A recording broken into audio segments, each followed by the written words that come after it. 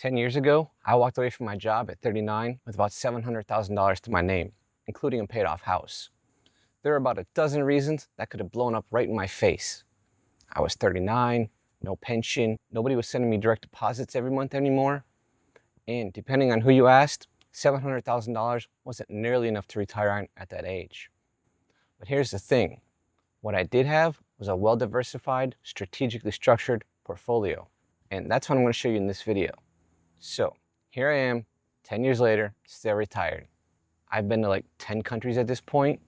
I spent 5 months a year in Asia. I met my wife on my first trip to Cambodia, which, well, that's a whole other story that we'll save for another day. And despite spending money every single year for a decade with zero paycheck coming in, my net worth now sits somewhere between $1 million and $1.2 million. It just depends on what the market decided to do that morning. So one of the questions that I get asked the most in the comments is, where's the money actually sitting? Traditional accounts, Roth, brokerage? Do you include the house? Well, today I'm going to lay it all out. But I want to warn you up front. The percentages themselves, they're not really the point. I think the point is what they reveal. Because buried in that breakdown is one decision that, well, some people would flat out call a mistake. But I think it might be one of the best things that I've ever done. We'll get there. Now, before we go into the numbers, I do have to remind you that I'm not a financial planner. So none of this is financial advice. All investing carries risk. Do your own research before investing. This is just my experience of what's worked for me. I think that most people assume that after retirement, your portfolio gets a little more boring. You know, like bonds show up, maybe you start playing it safer. Well, not in my case. I still don't own a single bond. Most of my invested money is in broad market ETFs, mostly VTI, which is Vanguard's total market fund, a little VGT, which is Vanguard's technology fund. Then I have a little bit of Bitcoin and gold. And look, I get it. When you hear that somebody's been retired for 10 years and they tell you that they're still mostly invested in stocks, you're probably thinking, okay, but aren't you supposed to be getting a little more conservative? Maybe. But the thing is, I'm 49 now. And this money really does need to last me another 40 years, maybe 50, if I'm lucky enough to live that long. I look at risk a little differently than I did when I first retired. When I think back at 39, I was mostly worried about whether I just had enough to retire in the first place. And now, 10 years later, I think about it a little different. If this money is supposed to support me for another 40 or 50 years, I can't afford to have too much of it just sitting somewhere barely growing. And so that's why I don't keep a huge chunk of my portfolio in cash or even bonds. Even though, let's be real, cash feels great when the market is crashing. I mean, you feel safer because you look at your account, at least the number isn't going down, right? But if I left a big chunk of my money in cash for decades, inflation would just eat away at it. So for me, that's a bigger long-term risk than watching the stock market dip for a while.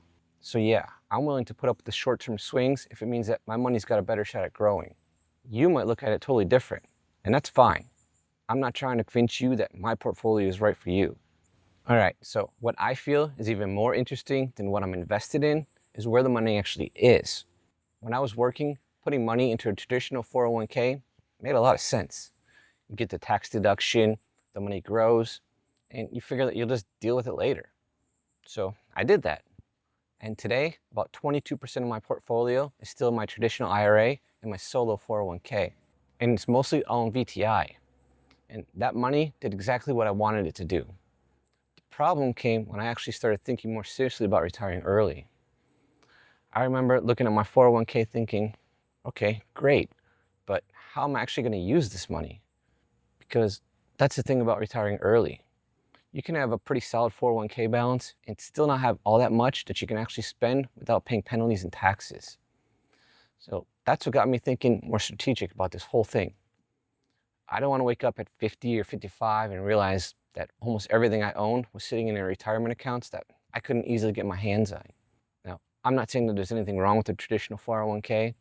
I still keep a good chunk of my money there. In fact, I still put money from my marketing business and this YouTube channel into my solo 401k. I just didn't want all of it there.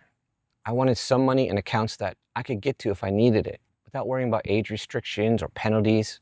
And that's actually how I ended up with a pretty decent chunk in Roth accounts. The funny thing is, or I guess not so funny, is that I ended up retiring with more in my Roth IRA than I originally planned for. And it comes out of one of the worst financial years of my life. Let's go back to 2008. I remember getting the phone call. It was short, polite. We need you to fly to Chicago tomorrow. Chicago? Why Chicago? And why do I need to fly there? It's only like a 3-hour drive away. I mean, even though they wouldn't give me any details, deep in my gut, I pretty much knew what was about to happen. And then the field reps that I was managing started to call me. Hey, did you get a call about going to Chicago tomorrow? Yeah. They paid to fly us all up to Chicago and back just to lay us off. They could have just told us over the phone and instead given us the money that they spent on the flights as a parting bonus. But I digress. Anyway, that's basically what happened. I got laid off for about a year, right in the middle of the financial crisis. So suddenly, I wasn't making any money. I can remember sitting on my couch one day, going through the numbers, trying to figure out what I was going to do. And I don't know, I just must have noticed that because my income was so low that year, that I could convert some of my traditional IRA into a Roth without paying much in taxes. So I moved, I think it was around $30,000 over into the Roth. I paid taxes on it, which wasn't much since I basically had no income. And that was pretty much it. I wasn't sitting there thinking, wow, this is going to be an amazing decision someday. I was just looking at the numbers in front of me, and it seemed like the right move at the time. Now I look back and I think, that was actually pretty smart. At the time though, I was just having a rough year. I was out of work, the economy was a mess, and like a lot of people, I was just trying to get through it. I had no idea that that little decision was going to become such a big part of my portfolio. Today, about 23% of my portfolio is in Roth accounts. Again, mostly VTI and a little VGT. And that $30,000 has had almost 20 years to grow. So yeah, looking back, I got a little lucky with the timing on that one. At the time, I understood the benefits of Roth accounts, but I don't think I fully got how important that they would be for early retirement. Not yet, anyway. The only downside is that it meant one more account to keep track of. And honestly, after I retired, my money ended up scattered all over the place. And after a while, keeping track of everything gets a little ridiculous. I mean, my solo 401k is with E-Trade.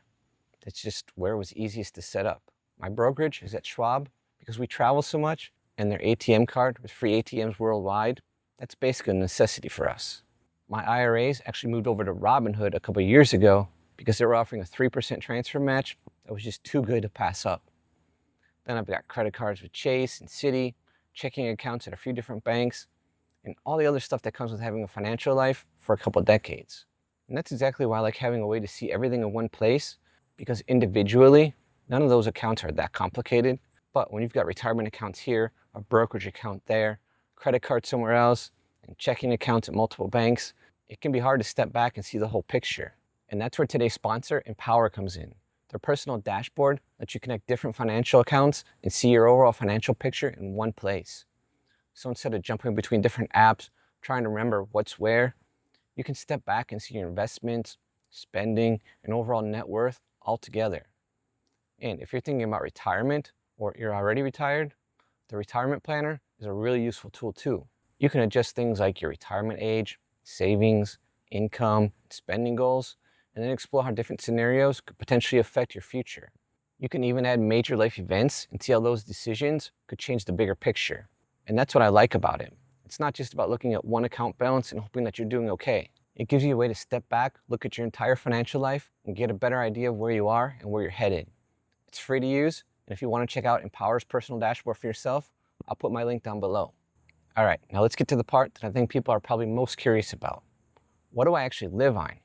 About 30% of my net worth is in a mix of cash, brokerage holdings, gold, and crypto.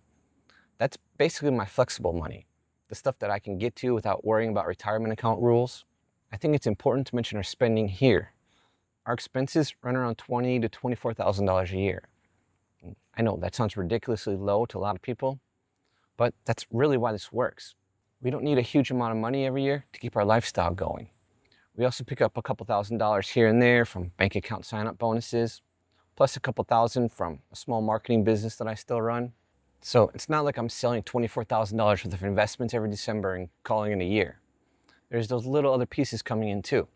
And the cash part of that 30%, it's not just sitting in a checking account doing nothing. Most of it's in SGov, which is a short-term government bond fund. And look, I know I said earlier that I don't own any bonds, but I treat SGov basically like a high-yield savings account.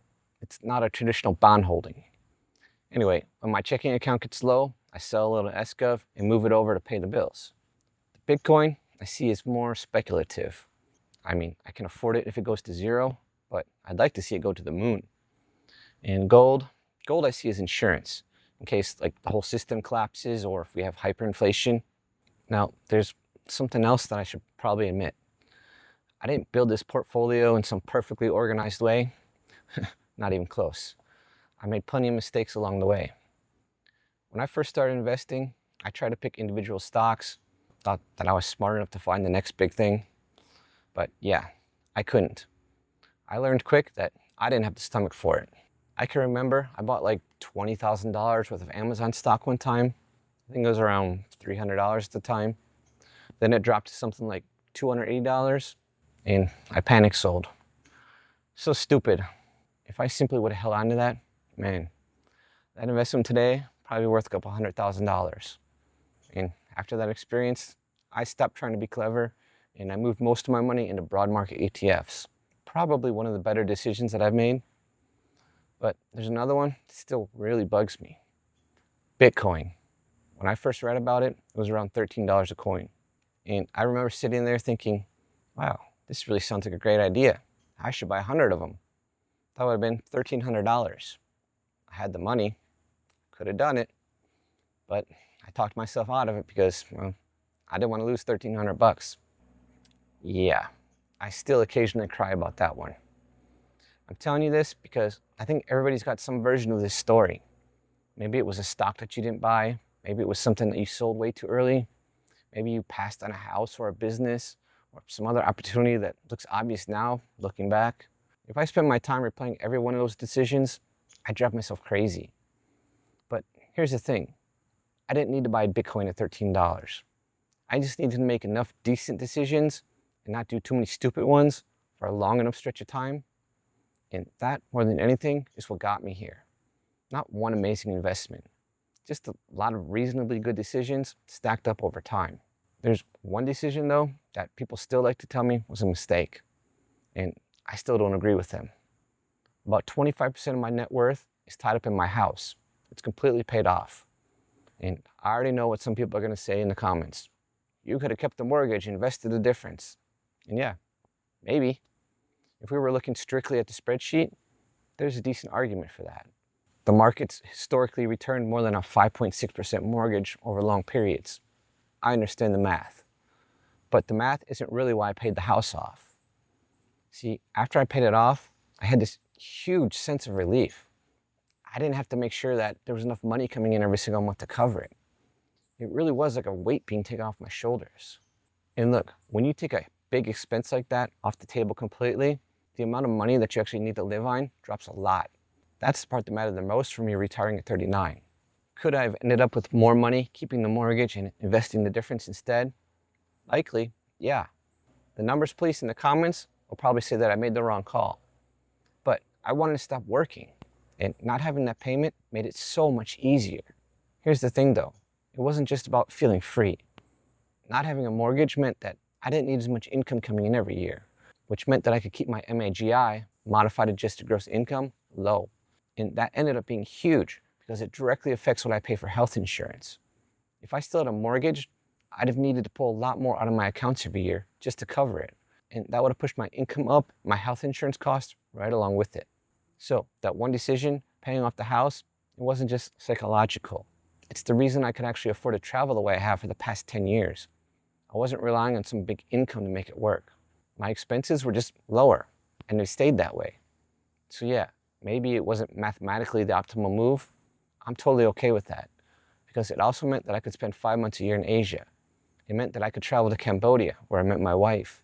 And when I look back at the decisions that got me there, I have a real hard time calling the paid off house a mistake.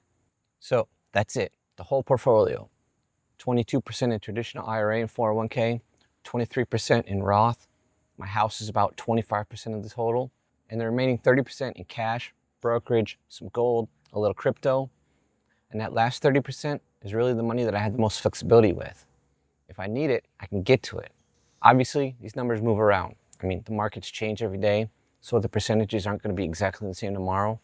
But that's basically where everything sits. The retirement accounts, pretty much leave those alone. The Roth gives me a little more flexibility. And then the brokerage and cash are what I actually use for spending money. It's not like any of these accounts is doing something amazing on its own. It's having all of them together that's allowed me to make this all work. I've got money that I can access, money that's invested for the long term, a paid off house, and some stuff in between. And again, I really don't want you looking at those percentages and thinking, okay, that's what my portfolio should look like. Nah, please don't do that. This is just where I ended up, and a lot of it happened because of stuff that I couldn't have planned. I got laid off in 2008. That led to the Roth conversion. I made dumb calls with individual stocks. I passed on Bitcoin at $13. I paid off my house. I kept our expenses pretty low. Someone else could have the exact same net worth as me and need a completely different setup. Different age, different goals, different family, different tolerance for risk. I mean, even if we were both retired, our lives could look nothing alike. So I don't think the useful question is, should my portfolio look like Jason's? It probably shouldn't. The question that I'd ask instead is more like, does my financial life actually give me enough options? Because that's what I care about now, options. If all your money's sitting in one account that you can't touch for years, you might have a great balance, but you may not have much flexibility. I like having different places to pull my money from. It gives me control over my life. 10 years ago, I had no idea how any of this was going to turn out. I didn't know if $700,000 was going to be enough. I didn't know if I'd still be retired 10 years later. Definitely didn't know that I would meet my wife in Cambodia. And I had absolutely no clue what the portfolio would even look like today. I just tried to make things flexible enough that if something unexpected happened, I still had some choices. And that's probably what I value most about how I set things up. And yeah, today, the net worth is somewhere around $1 million, $1.2 million, depending on the market. That's a nice number. I'm not going to pretend it isn't. But honestly, it's not what I'm proudest of. Because I didn't retire so I could eventually say, hey, look, I turned 700,000 into 1 million. That wasn't the point. The money was supposed to do something for me, and it did. It gave me 10 years where I didn't have to trade my time for a paycheck. 10 years where I could spend months in another part of the world. 10 years where I could wake up on a Tuesday and not have to be anywhere. And somewhere in all that, I met my wife. So when I look at the portfolio now, that's what I actually see. Not really the VTI, not the Roth, not the house, not even the $1.2 million. I see what those things let me do. And I think that's the part that's easy for us to miss when we spend so much time obsessing over retirement numbers. It's really easy to get caught up in having enough. I did it too. But eventually, you gotta ask, enough for what? Because if you spend your whole life trying to build the biggest number possible, and you never actually use that number to buy back any of your time, I don't know. I'm not sure what you were even optimizing for in the first place. And if watching this made you wonder what your own financial picture looks like, check out Empower's personal dashboard using the link below. Connect your accounts, see everything in one place, and explore different retirement scenarios. It's free to use, so I'll put the link below. And if you're one of the people out there thinking that you need at least $1 million or more to even do this, I've actually got another video where I break down that whole assumption. I'll leave that link below if you want to check it out. I think it's definitely worth your time, so go watch it next. Thanks for watching, my friend. I'll see you in the next one.